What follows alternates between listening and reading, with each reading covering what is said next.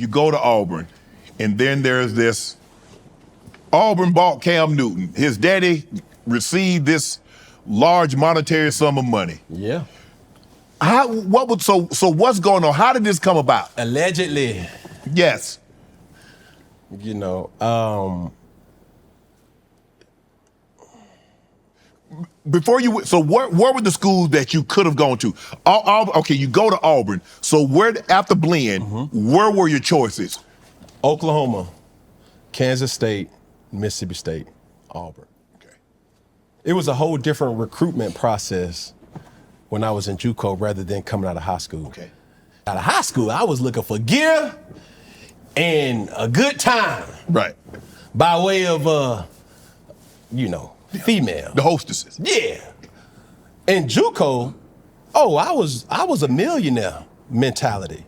How are y'all gonna incorporate me in this offense with my skill set? Right. Not what Sam Bradford was doing, because that ain't how I play the game. Right. I'm gonna bring a whole different element of this offense that you gotta start shaping some shit around. Kansas State the same way. Mississippi State, Dan Mullen, right? And he knew Dan Mullen was the offensive coordinator and the quarterback coach while I was at Florida. Okay.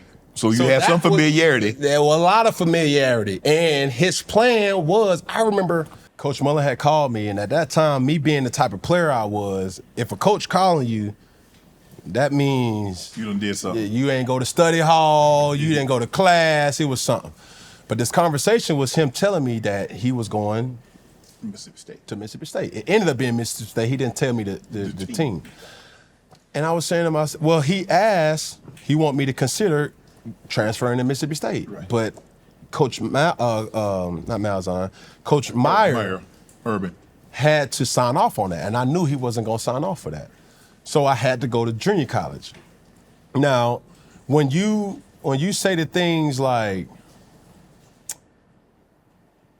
going through the whole NCAA pay-for-play scandal, this is where I don't think I've ever had the opportunity to share this.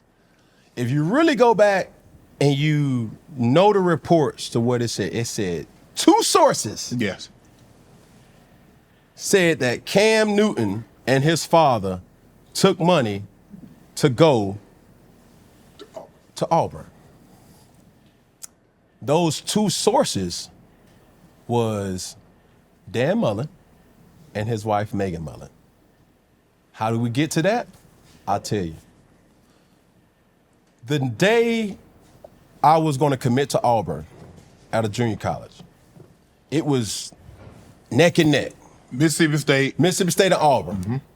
When I went to Auburn, as my mental was solely focused on success.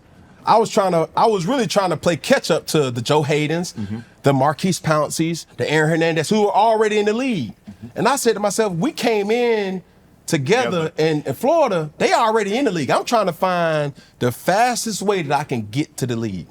When I went to Auburn, they mentioned that they will have 22 seniors coming back. Mississippi State probably only had 3 to 4. These are all different things as a 20-year-old college player and a 16, 17-year-old kid. You don't think that that's a big thing, but it really is.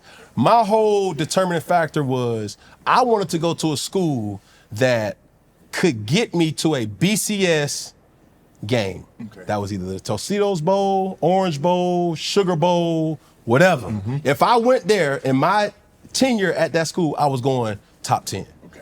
Because I knew in order for us to get there, I would have to play my best form of football. Right. When I was about to commit to Auburn, one of the things that my father told me that I had to do as a man, he said, you got to call Coach Mullen. And you have to tell him the decision that you're going to make. Be a man. I said, damn, Pop, like, why though? You know what I'm saying? He gonna find out sooner or later. He gonna figure out what tickle. Yeah, you know what I'm saying? He can read. But that's how my father raised me. Okay. He said, son, you're gonna have to be a man. Right. And that's where I always challenge society now. We need more men empowering men, not boys raising boys. Correct. You dig what I'm saying? Yes, but I certain do. circumstances play out like that. But to that point, I put a lot of focus on my father. I said, Pop, you a man of God. If it's on your heart to wherever we're going to decide to go, that's where we're going to go. Man, at that time, we were exploring so many different things. And he came back, wrote it down on a sheet of paper. I looked at it. It had Auburn on it. I said, I ain't going to even question it. That's where we going. Okay. That day that I was going to make it public, I had to call Coach Mullen. I remember having a conversation. It was extremely awkward because when I called him, he answered, how's my quarterback doing? And I said, Coach, I just wanted to be a man and call you and tell you and Miss Megan that I'm going to Auburn. And I didn't want you to hear it through the grapevines. I didn't want you to hear it on ESPN. I wanted to be a man and call you. And he asked me this question, but how, Cam? Like, you know I was going to do right by you. We need you. And I gave him this quote. It was just too good to be true. Now, too good to be true for me was you got 22 seniors. Right. They battle tested. I ain't going into a locker room with freshmen. They ready to win right now. They just need me to propel them to elite status. Mississippi State needed me and some, and I don't think Mississippi State garners the measure of recruits. Like, come on, it's Mississippi State here. And still Mississippi State at that particular point in time. And I heard Miss Megan in the background. I was like, did he commit? Did he commit? He was like, no. And then that's when I talked to her. I was like, man, I just apologize, but this is a business decision that I'm saddened that it didn't work out. Had that conversation when I was 20. And I thought I was doing the right thing. So fast forward to the success going on at Auburn. First game we played Arkansas State. Think the next game, or the first primetime game we had was versus Mississippi State. It was on a Thursday night. We ended up winning that football game. And I'm big on energy. I'm big on just posture and certain things. At the end of the game, I looked at him and I wanted to shake his hand and say, Coach, man, appreciate you, man. Thank you. And it was a little iffy though. You know what the hood teach you, like, you know what I'm saying? Like my spidey senses was a little up. They were tingling. He on some bull. You dig what I'm saying? I ain't really know what it was. His wife was there. We spoke. Condolences, man. Good luck for the rest of the year. You know what I'm saying? Blase blah. The report came 2 weeks after that. And if you remember, it was two sources. It was Dan Mullen and his wife that created all this ruckus. Cam and his daddy took money. Yeah. Now, fast forward to now when it's becoming a big story. I remember after the game, we had another primetime game on Saturday night. We played South Carolina. That was when the world knew who Cam Newton was. Another phone call by Coach Chiswick, and anybody who played at Auburn knew if somebody's calling you from a no-caller ID, it's Coach Chiswick. That ain't a good call that you want to have. But I was in good standings, you know what I'm saying? We undefeated at that particular point in time. He said, Cam, I need to talk to you and your parents. Are your parents still in town? I said, yes, sir. I said, I need y'all to come to my office and we need to have a conversation. Cool. Boom, I'm thinking, you about to just stay the typical. Man, you're doing an amazing job, blah, blah, blah. Y'all raised an unbelievable young man. Oh, my goodness. It's working out fine. Like, I remember, look, it was me, my mom, and my dad, and Coach Chiswick sitting across from us. And, Coach Chiswick, hey, I just want to let y'all know it's about to be a report that comes out that a scandal and the NCAA is about to do an investigation on you guys' family. So we looking around like, on who? For what? Say, there's a report that you guys took money to come here. So I'm like, okay, cool. How much we talking? Like, boom. He said 180,000. Looked at my mama looked at me. We bust out laughing. Are you serious? Like, for real. We laughing. Coach Chiswick ain't laughing. I was like, oh, you for real? So I'm saying to myself, I'm looking at my mama. Mama, you got 180? Pop, you got 100? Like, well, I'm from, you can't hide that type of money. Nah, I ain't never seen $1,000, let alone 180 to 200,000. Right. That'd be hard to hide, especially, man, in our house. But we gon', man, I done found so much from PlayStations to Sega Genesis to all that they tried to hide from us. I'm like, man, how? Who? Right. Who got it? It was a suspicion to us. Like, who got this money that y'all proclaiming us to have got? And he was just reporting news. He's like, listen, I don't know who did it or who got it, but the NCAA is about to open an investigation and uncover as much as they possibly can. Okay. And during that stint, from that week on throughout even the national championship, that burden was always on, and I no longer was an amateur athlete. I had to operate as if I was a CEO. I had to operate and be stoic and be strong. And when somebody would ask, Cam, you all right? Yeah, I'm good. Knowing good and well I was suffering in silence. Nobody could go through what I went through. Not my family, not my teammates, not my coaches. Not only am I being investigated throughout the day, I'm trying to play the best form of football that I possibly can during game time. And I'm going through so much, I can't speak to them. I'm talking to my dad, I'm talking to my brothers, I'm talking to, my family, but they don't get it. They there for support, but it's not like, we understand what you're saying. That's the only thing that they can say. And I'm saying to myself, bro, it's hard. We playing. After that, you got LSU, you got Arkansas, you got Georgia, you got all these games that I'm like, yo, on top of that, this is the greatest season that the Auburn University has ever had. You got Alabama. Mm-hmm. How are you doing this? I was having an outer body experience in my body. Like, I'm like, yo, I'm surprising myself with the measure of focus that I had to go through. And still, that's what brought my family closer. Because even though I knew, still to this day, nobody took money from it.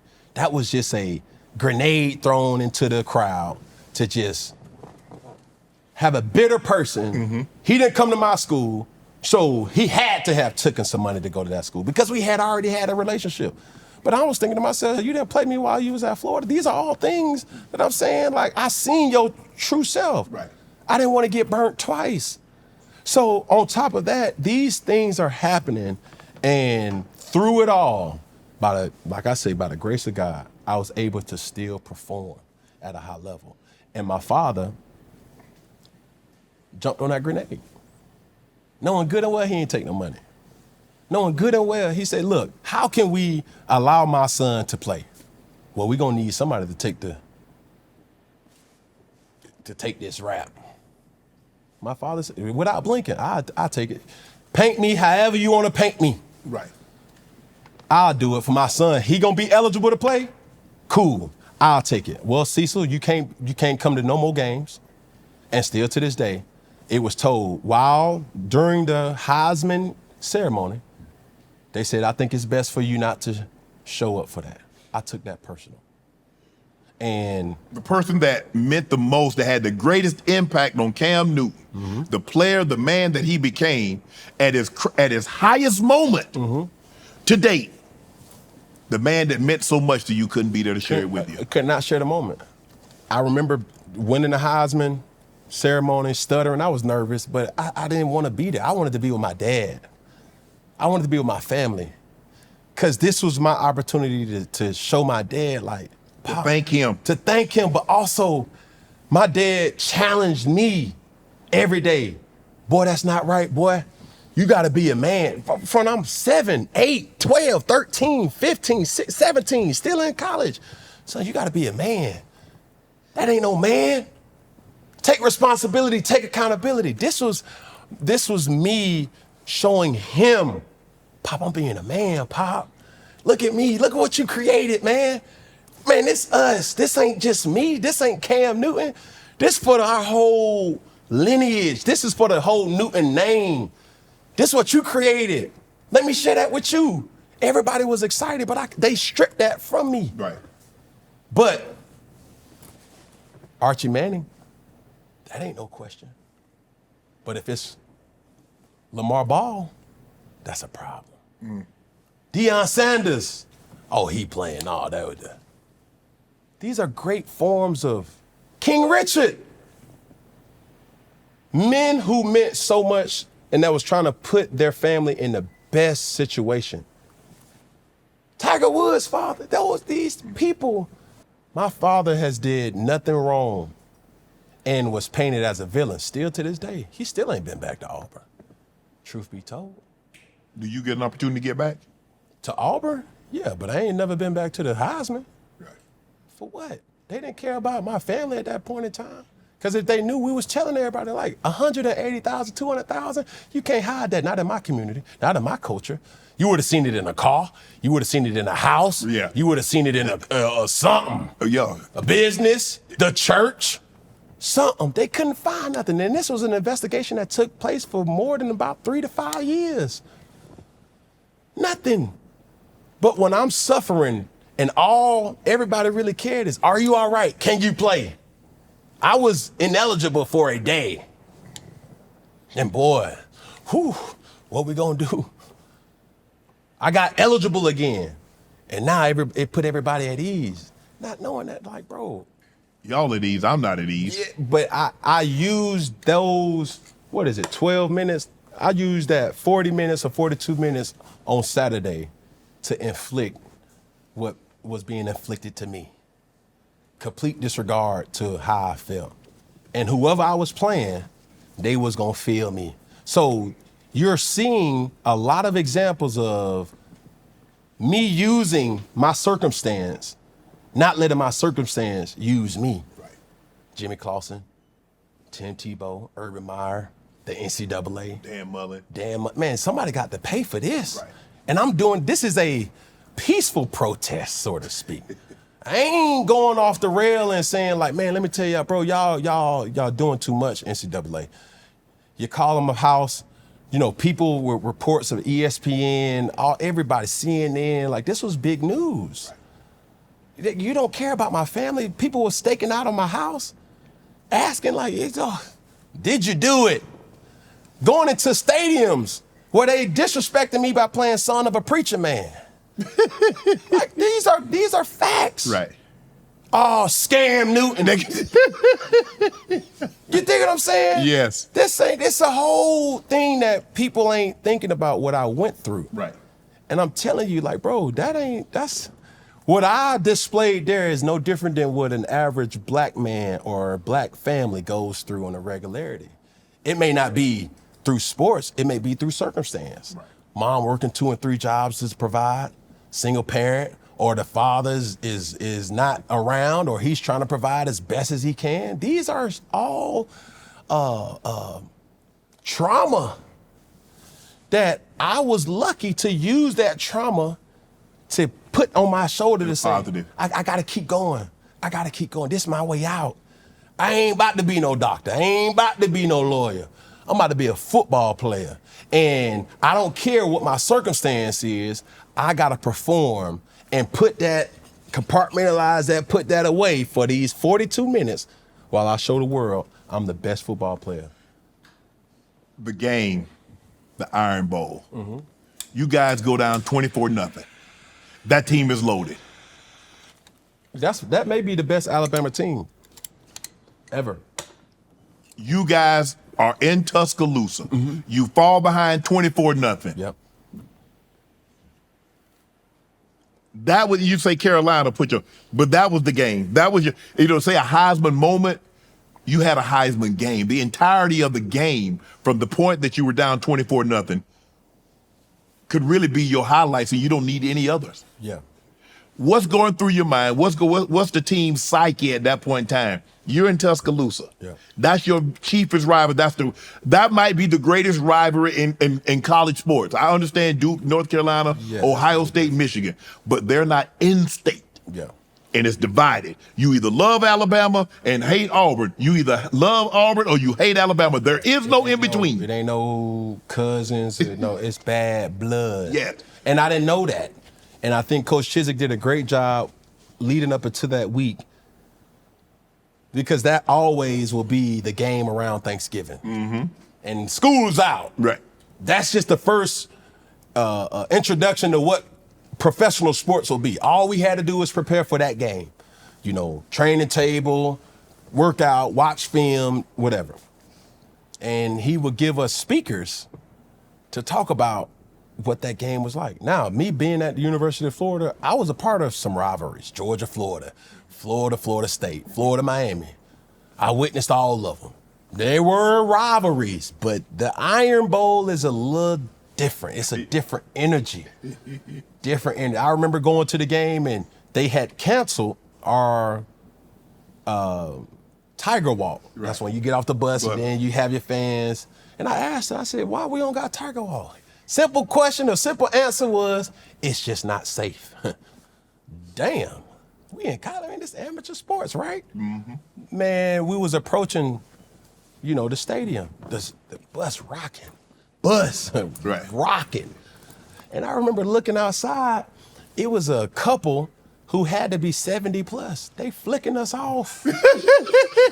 Damn. Grandma and Grandpa, they all about it. Mima and them was flicking us off. And I said, oh, it's that type of game. When I entered the stadium on the field, they throwing, you know, beer bottles and beer on, like, oh, it's that type of game. All right, I see what we got going. This disrespect is overload. We go down 24. I'm saying, okay, cool. We got to score before halftime. And I'm saying to myself, bro, Cam, if you're going to do anything great, just going to cement your legacy right here. And dare I just make it all about me, because we had unbelievable effort from Nick Fairley, the defense, Terrell Zachary, Darvin Adams, Michael Dyer, Lee Zemba. Like, these guys were a part of that puzzle to get us to it. Now, I got a lot of the credit, but these were the unsung heroes too. And I just remember making it so personal, like, this ain't where we stop at. We got to keep going. Right. And as you know, being an athlete, that's what gives you that stamp of approval that we want to hear what your take was. Right. What was it like in the locker room? Did you have to grab somebody by their shoulder pads and say, we got 30 more minutes to impact the rest of our lives? What we gonna do? I'm about to barbecue. You gonna get a plate? Let's rock and roll. Them type of stories you can't get by just reporting the news, because it take a different measure of experience. And even though Travis Kelce may be able to be talked to in this type of way, you can't talk to Shannon Sharpe like that. Sometimes you don't even gotta talk to him, you just gotta look. Mm-hmm. You straight, bro? Those type of connections or Wi-Fi is something that only having the experience in the game can share that. And I did not want that opportunity to be missed, because I was fighting so much more off the field that on the field was just a playground. That was my place of refuge. You can't talk to me, reporter, while I'm playing. I'm at peace, blah, blah, blah, blah, blah, blah, blah, blah.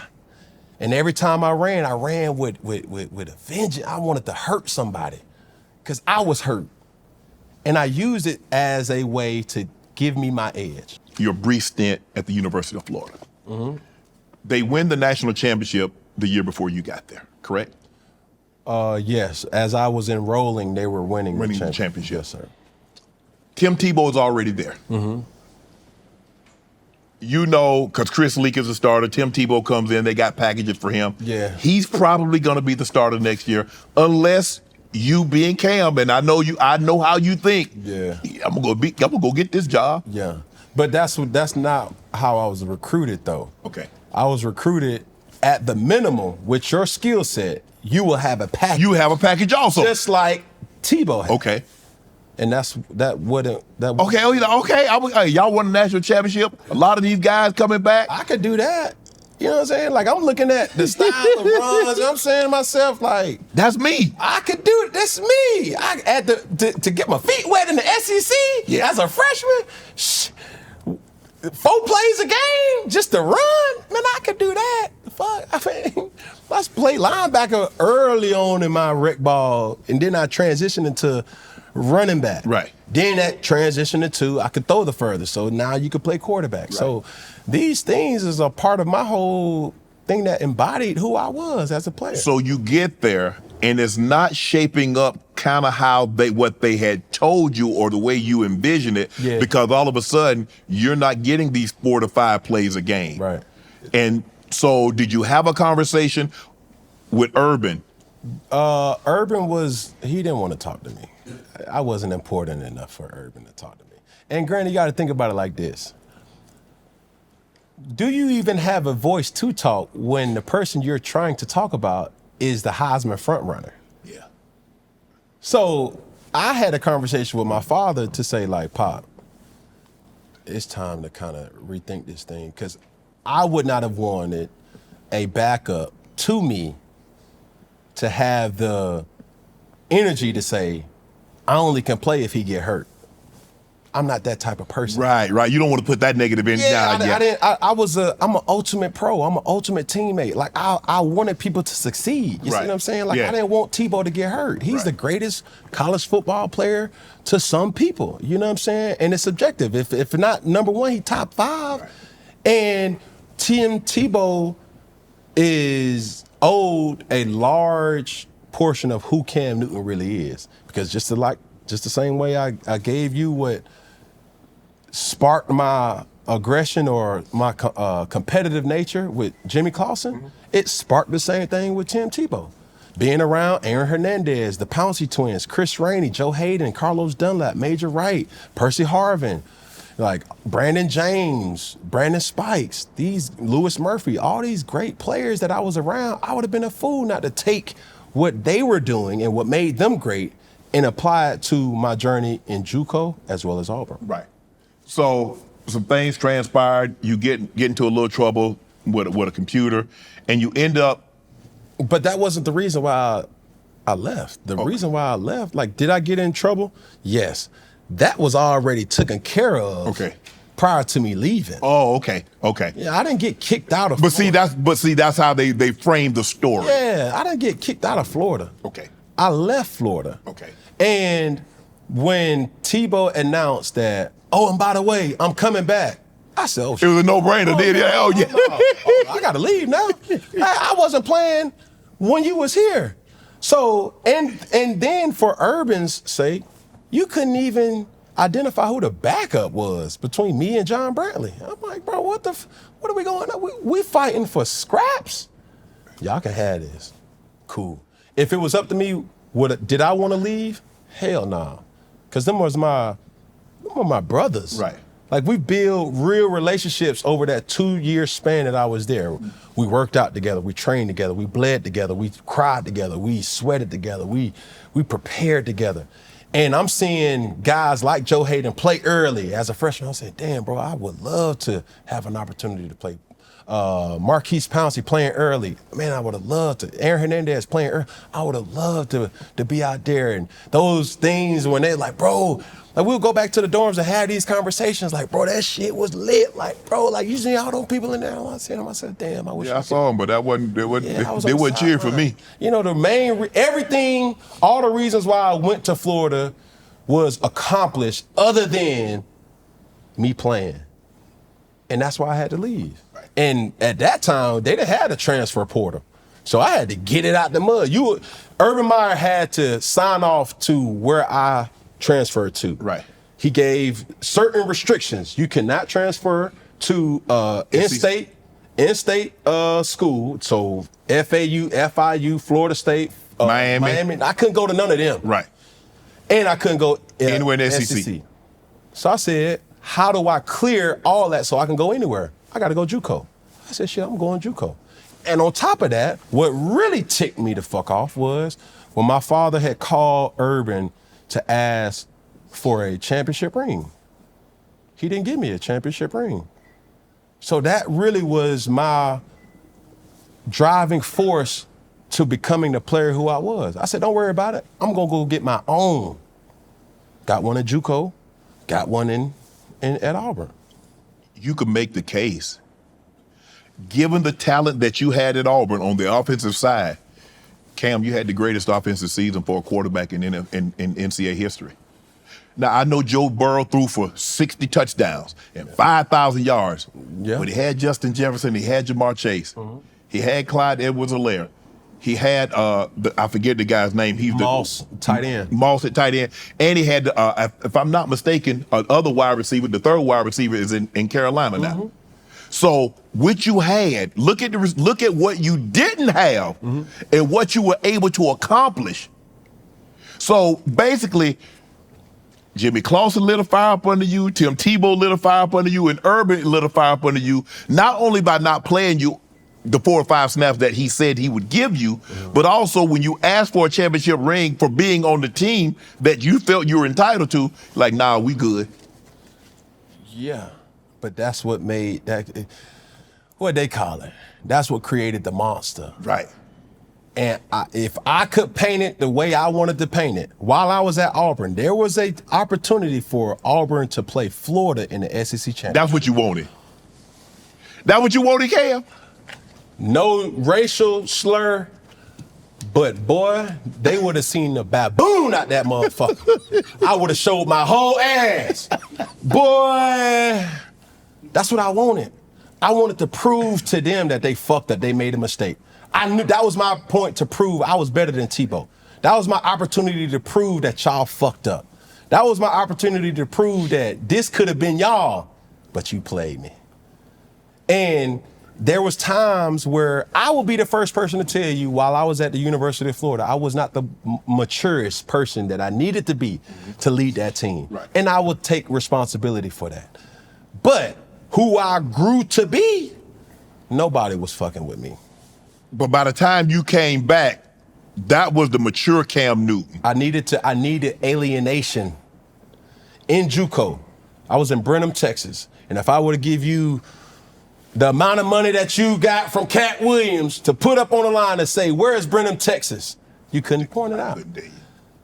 And everybody who was in Brenham on that team, they had some roots or ties to Texas. So there was many weekends, there was many times where the closest family member was thousands of miles away. Only thing I could do was work out. I cried. I mean, I was vulnerable. I was embarrassed.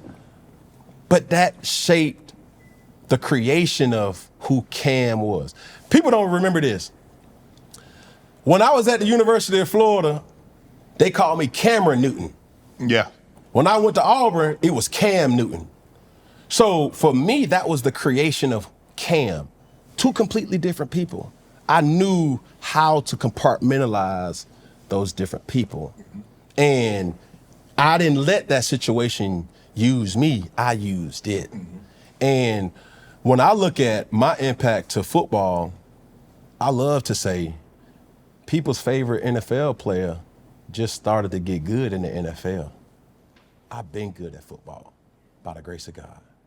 I was good in high school, I was good in college, I was good in junior college, and I was good in the NFL.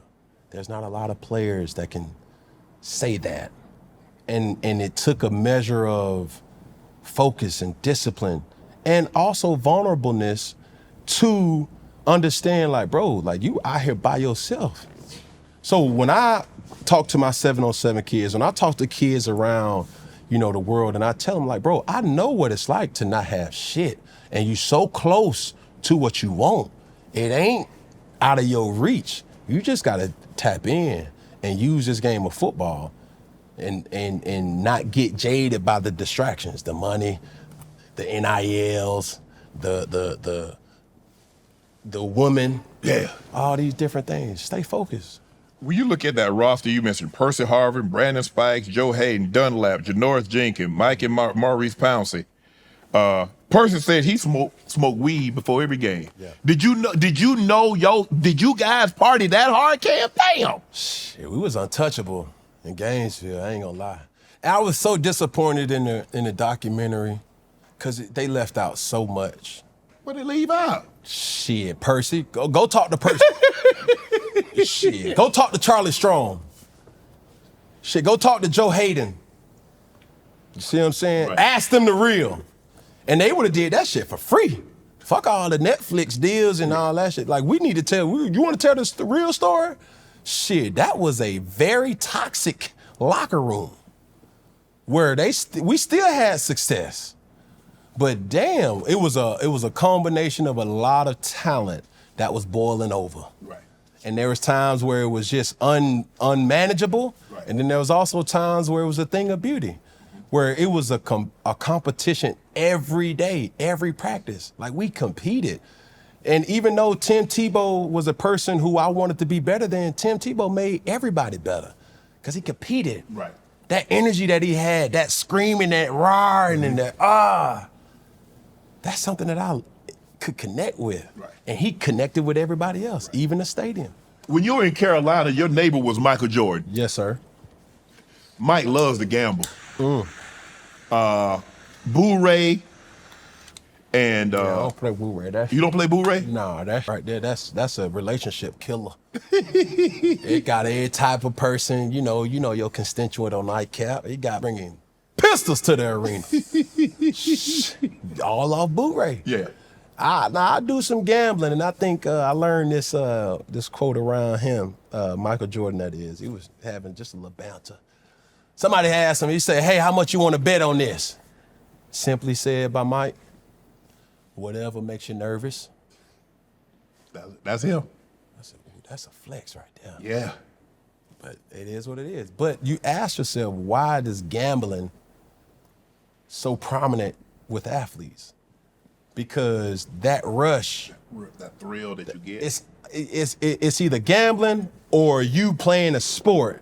It coincides because the nervousness, the anxiousness that you kind of get the thrill. It's like, whoo, is he gonna make the shot? What's coming next? What's coming next? What card? Is he gonna get the card? Am I gonna get the card? Oh. There's a lot riding on this. It's a lot of chance, but a lot of probability. You know what I'm saying? So it is what it is. So yeah, I learned a lot from MJ. Very positive in who I am today. Always was accessible to knowledge. Mm-hmm. You know what I'm saying? And just what he represents for the culture and what he represents for us today is something that I've always marveled. If Cam Newton never plays another down in the NFL, are you satisfied with your career? Yes, sir. Because I gave everything to this game of football. And in the famous words of Frank Sinatra, You did it your way. I did it my way. From the fashion to the way I presented myself to everything else. I'm satisfied. When you officially decide to call it a career, in 5 years, does Cam Newton get that call? Does he get that knock on the door and say, "Welcome to football heaven," which is Canton, Ohio, the Pro Football Hall of Fame? Honestly, though, I wouldn't care. And not to disrespect the Hall of Fame and the people who are in it. My impact was felt. And that's all I wanted. From a kid from College Park, Georgia, by way of Atlanta, to have the impact that I had, where globally, I go anywhere and people say, "Man, he look like, man, what's the football?" Dad, we played in a masked sport. Mm-hmm. To be recognized without your helmet on, that tells you something, that you did something right. And let this be said too. I never had an incident with domestic violence. I never had a run-in with the law. I never had anything conduct detrimental where people would have assumed that, oh man, he's a head case. Right. That's your personal opinion. Go back and talk to Ron Rivera. Go back and talk to Matt Rule. Go back and talk to Bill Belichick. Talk to Greg Olsen. Talk to Thomas Davis. Talk to these people who shared the locker room with me. Rest in peace. Talk to Jerry Richardson. These people will tell you who Cam Newton really is. A lot of people who don't like Cam Newton, it's only subjective to what you may think. And I'm fine with being able to say, I'm not for you. And I think with me being so comfortable in my skin, that's what rubs people the wrong way. So for me, I can get the validation from people around when they appreciate what I've done, and that's my nod to them saying, well done. And that's what I can go to sleep at every single night. Whether my daughters or my sons remember me playing football or not, I have the ability to raise them to be honorable kings and queens, the same way that my father and my mother did for me and my grandmother. Last thing, the car accident when you was in Carolina. Mm-hmm. Do you remember that? Do you remember that morning? Yeah, I do. It was on an off day. It was we had Victory Monday, and at the truck that I was driving was elevated, like hot, too high. But young and like I wanted to stand. That was me being around the Texas, being around the Alabama, like them country boys had them elevated trucks, and I wanted to get one. And the intersection that it was at, I remember the car coming out, then it stopped, then I stopped or slowed down. Then I sped up and he sped up too. I remember I thought I passed him and I was trying to blow the horn like, wah! And as I'm blowing the horn, he clipped my back left wheel and it flipped over. And as I'm flipping, I'm saying to myself, oh my God, not like this. Not like this. And I was on the phone with my mom. Not like this. No, not like this. Not like this. And when I got out, I didn't realize how close off the edge of the bridge it was. Right. So when they say I had a praying grandmother, a praying mother, man, that could have been it. You don't know the time, the hour, or the day. So don't let smoking a cigar derail you from understanding that I'm a man of God, God-fearing. I know where my favor come from. I'm humbled by the fact that God has given me the opportunity to say that I owe my life to him. Mm-hmm. I don't fear nothing outside of God. And that day was a perfect example of, I was on top of the world. My father would always say, son, be careful. One day you could be on top of the world, and the next day the world can be on top of you. Do right by people. Mm. And no matter what you say about Cam Newton, you can never find a person that I did wrong. And that's what resonates to me the most. Because there's times in my life, similar to that car accident, where I ain't supposed to be here.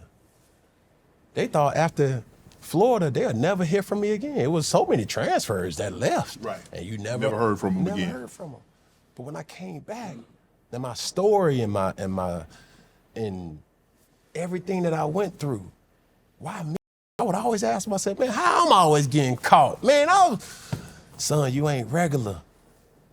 These are conversations. This is a perfect father-son story. Mm-hmm. Man, I was afraid of my dad. The only thing that brought us closer was me in JUCO. While I was in Florida, man, I didn't call my dad, man. I'm gonna cut your phone off. You better answer. That was the first time I was out. I was a bird. I mean, I was gone. Yeah. Man, you could bring girls in the dorms and ain't nobody got curfew. Oh, man. But that wasn't the calling that I had. Right. That's why I'm able to resonate with my kids and say, son, it's all right. Tell me, like, what's going on? It may be tough loving, but all medicine ain't sweet either. Right. So as I'm living these situations and I'm saying to myself, and let me be the example of hope. So I can't stop going out to 707. Right. I can't stop speaking my mind because every time I want to, there's a person that I'm giving hope to that I may not ever meet, but they are able to say, man, Cam, I resonate with Cam. He my kind. And that's not a black thing. That's not a white thing. That's an all mankind thing. I like him.